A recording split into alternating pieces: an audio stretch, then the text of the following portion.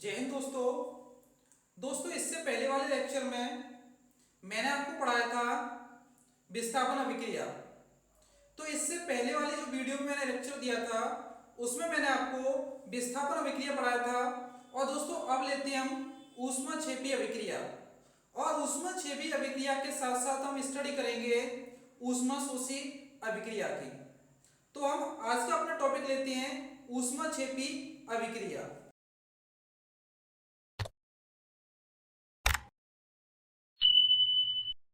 तो दोस्तों ऊष्माक्षेपी अभिक्रिया क्या होती हैं देखते हैं। ऊष्माक्षेपी जो अभिक्रिया शब्द है इसको हम दो भागों में तोड़ते हैं। तो देखते हैं, ऊष्मा मतलब होता है ऊर्जा, ऊष्मा का मतलब होता है ऊर्जा, और क्षेपी का मतलब होता है निकलना। तो जिन रासायनिक अभिक्रियाओं में ऊष्मा का निष्कासन होता है या ऊष्मा निकलती है, तो जिन रासायनिक अभिक्रियाओं में ऊष्मा का निष्कासन होता है या ऊष्मा निकलती है उन रासायनिक अभिक्रियाओं को हम ऊष्माक्षेपी रासायनिक अभिक्रिया कहते हैं। जैसा कि हमने लिखा है परिभाषा में कि वे रासायनिक अभिक्रियाएं जिनमें ऊष्मा निर्मुक्त होती है या निकलती है उन्हीं अभिक्रियाओं को हम ऊष्माक्षेपी रासायनिक अभिक्रियाएं कहते हैं। तो ऊष्माक्षेपी रासायनिक अभिक्रियाओं के एग्जाम्पल देखते हैं।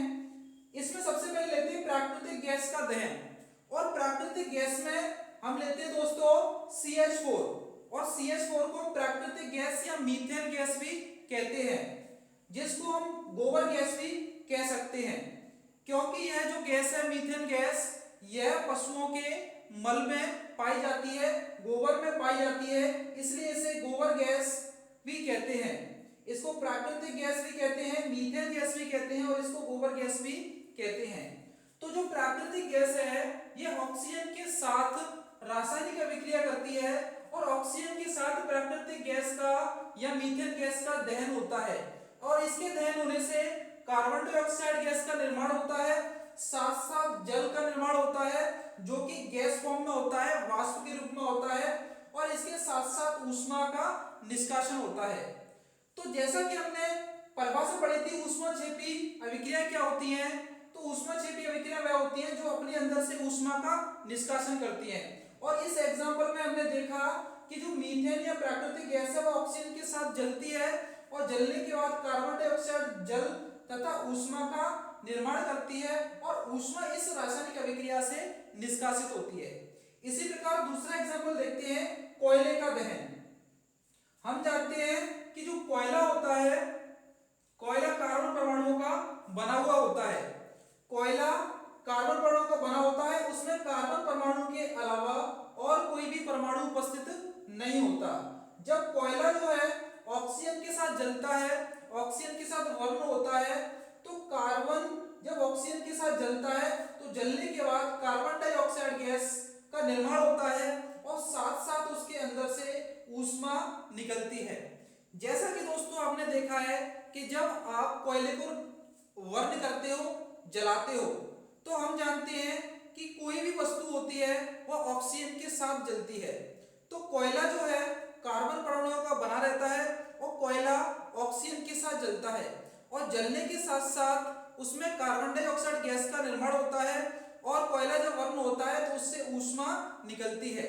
जैसा कि यहाँ दे रखा है रिएक्शन में कि कार्बन ऑक्सीजन के साथ जलता है, जलने के बाद कार्बन डाइऑक्साइड गैस बनती है, और साथ साथ 94 किलो कैलोरी ऊष्मा का निष्कासन होता है।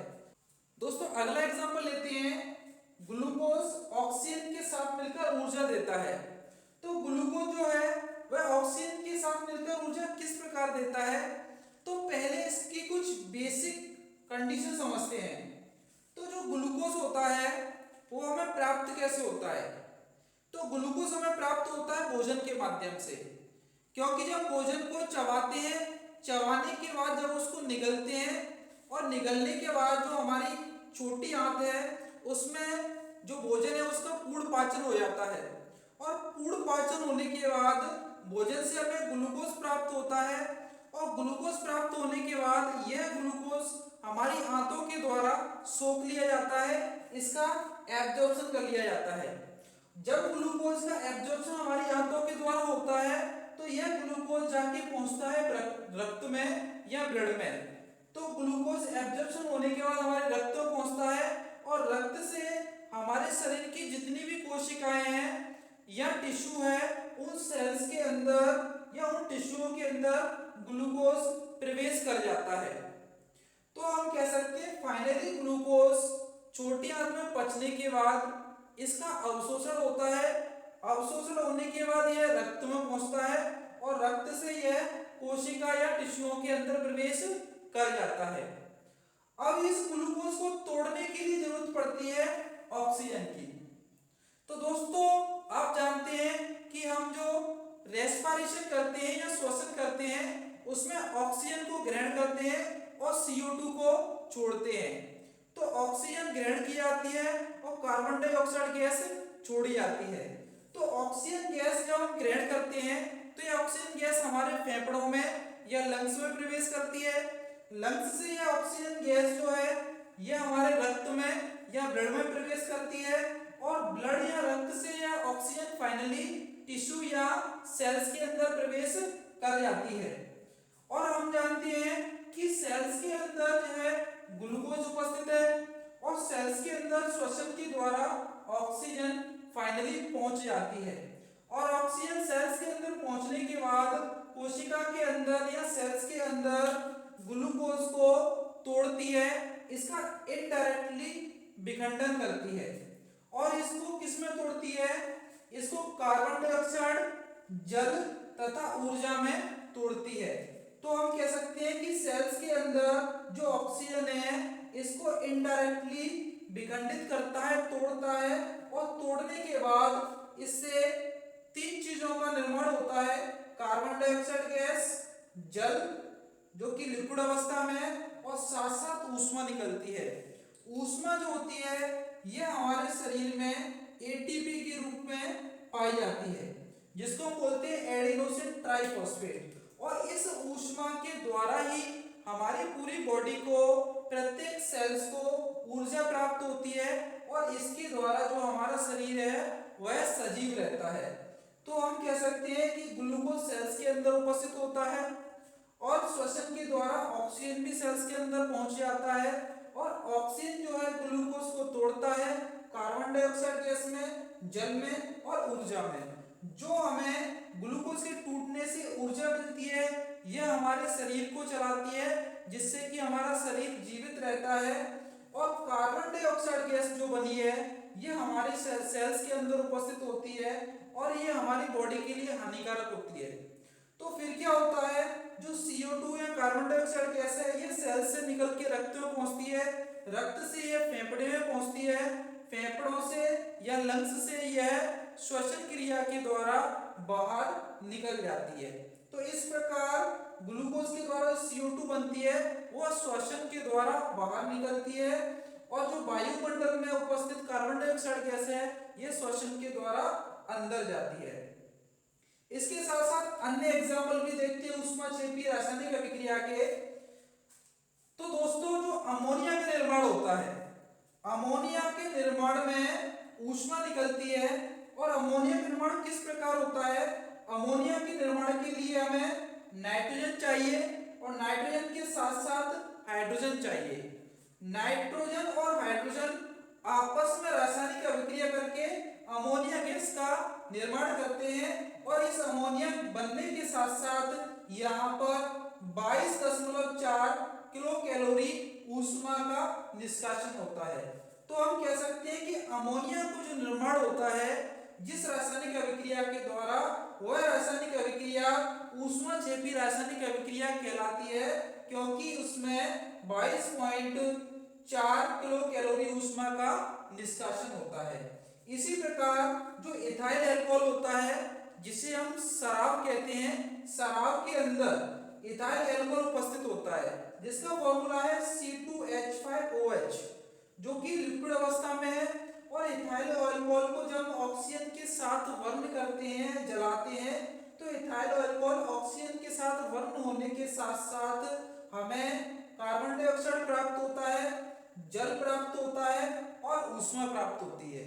तो कार्बन डाइऑक्साइड भी गैस फॉर्म में होगा और जो जल होगा वह भी गैस फॉर्म में होगा और इसके साथ साथ हमें इससे ऊष्मा प्राप्त होती है अर्थात ऊष्मा का निष्कासन होता है। तो दोस्तों हमने ऊष्माक्षेपी अभिक्रियाओं में देखा जितने भी एग्जाम्पल हैं कि इन सभी रासायनिक अभिक्रियाओं में ऊष्मा का निष्कासन हो रहा है, इसीलिए ये सारी जो रासायनिक अभिक्रियाएं हैं ऊष्माक्षेपी रासायनिक अभिक्रिया कहलाती हैं। तो दोस्तों आप इसका स्क्रीनशॉट ले सकते हैं और टॉपिक को नेक्स्ट जारी रखते हैं और इसके बाद हम लेते हैं ऊष्मा शोषी अभिक्रियाएं।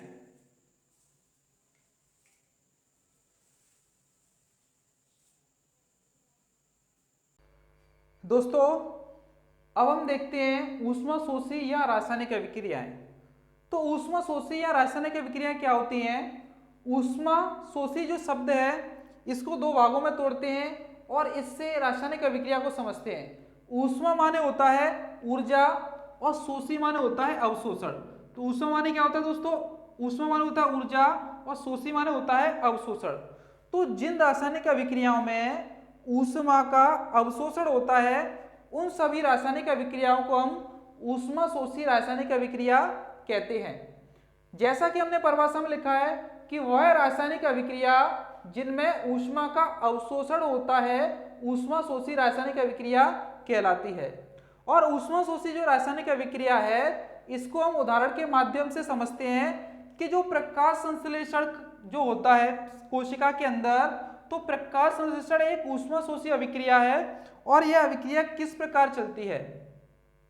तो दोस्तों हम जानते हैं कि जो पौधे होते हैं, पौधे जमीन से जो पौधे की जड़ें होती हैं वह जल को सोख लेती हैं और जल को सोखकर पत्ती के अंदर पहुंचा देती हैं। तो पत्ती के अंदर जो जल है वह जमीन से जड़ों के द्वारा सोखा जाता है, जड़ से तने में जाता है, तने से शाखा और शाखा से जो जल है वो पत्तियों के अंदर प्रवेश कर जाता है। और पत्तियां जो हैं पत्तियों की कोशिकाओं में जल पहुंच चुका है और वायुमंडल में जो कार्बन डाइऑक्साइड गैस है यह भी कोशिका के अंदर पहुंच जाती है। और पहुंचती किसके द्वारा है? यह कोशिका के अंदर विसरण या डिफ्यूजन के द्वारा पहुंच जाती है। तो कोशिका के अंदर कार्बन डाइऑक्साइड उपस्थित है, कोशिका के अंदर जल उपस्थित है। तो जो पत्ती होती है या जो लीफ होती है, लीफ की कोशिका के अंदर कार्बन डाइऑक्साइड और जल उपस्थित होता है और साथ साथ उस कोशिका के अंदर क्लोरोफिल पाया जाता है जो कि हरे रंग का पिगमेंट या पदार्थ होता है। जब सूर्य का प्रकाश पत्ती पर पड़ता है तो जो क्लोरोफिल है यह सूर्य के प्रकाश को ग्रहण कर लेता है और ग्रहण करने के बाद कार्बन डाइऑक्साइड और जल जो है इस प्रकाश के माध्यम से बदल जाता है ग्लूकोज में और ऑक्सीजन में, लास्ट फाइनली जल में। तो हम कह सकते हैं कि कोशिका जो होता है, कोशिका के अंदर उपस्थित कार्बन डाइऑक्साइड और जल सूर्य के प्रकाश और क्लोरोफिल की उपस्थिति में ग्लूकोज में, ऑक्सीजन में, जल में परिवर्तित हो जाता है। तो प्रकाश संश्लेषण रासायनिक अभिक्रिया में एक अणु जल का प्राप्त होता है, 6 अणु ऑक्सीजन के प्राप्त होते हैं और 6 अणु जल के प्राप्त होते हैं। परंतु जो संपूर्ण रासायनिक अभिक्रिया है प्रकाश संश्लेषण की, इसमें सूर्य के प्रकाश की सहायता होती है और सूर्य का जो प्रकाश है वह इसमें अवशोषित किया जाता है। इसलिए प्रकाश संश्लेषण की जो रासायनिक अभिक्रिया है इसको हम ऊष्मा शोषी रासायनिक अभिक्रिया भी कहते हैं। नेक्स्ट एग्जांपल देखें। जब नाइट्रोजन और ऑक्सीजन के मिश्रण को उच्च ताप पर गर्म किया जाता है तो नाइट्रिक ऑक्साइड बनता है। तो नाइट्रिक ऑक्साइड का जो निर्माण होता है उसको निर्माण करने के लिए हमें नाइट्रोजन की और ऑक्सीजन की जरूरत होती है और इसके साथ साथ हमें ऊष्मा की जरूरत होती है। और नाइट्रोजन ऑक्साइड के अणुओं को बनाने के लिए 45 किलो कैलोरी ऊर्जा की सहायता होती है। जब हम नाइट्रोजन और ऑक्सीजन को 45 किलो कैलोरी ऊर्जा देते हैं, उसको गर्म करते हैं, नाइट्रोजन ऑक्सीजन को जब हम गर्म करते हैं 45 किलो कैलोरी ऊर्जा देकर, तो नाइट्रोजन और ऑक्सीजन आपस में अभिक्रिया करके नाइट्रोजन ऑक्साइड का निर्माण करते हैं। तो इस रासायनिक अभिक्रिया में भी हमने देखा कि यहाँ पर ऊष्मा अवशोषित की जा रही है, इसीलिए जो नाइट्रोजन ऑक्साइड का निर्माण हो रहा है इस रासायनिक अभिक्रिया के द्वारा, तो ये संपूर्ण रासायनिक अभिक्रिया ऊष्माशोषी रासायनिक अभिक्रिया कहलाती है। तो हमने इन दोनों अभिक्रियाओं के माध्यम से समझा कि जिन अभिक्रियाओं में ऊष्मा का अवशोषण होता है उन सभी रासायनिक अभिक्रियाओं को हम ऊष्माशोषी रासायनिक अभिक्रिया कहते हैं। तो दोस्तों आज हमने अपने लेक्चर में ऊष्माक्षेपी और ऊष्माशोषी रासायनिक अभिक्रियाओं का अध्ययन किया। अब इसके बाद हम नेक्स्ट वीडियो में पढ़ेंगे ऑक्सीडेशन और रिडक्शन, जिसको हम हिंदी में कहते हैं अपचयन और उपचयन। तो दोस्तों आप इसका स्क्रीनशॉट ले सकते हो और अगली वीडियो में हम नेक्स्ट टॉपिक के साथ मिलेंगे। जय हिंद, जय भारत।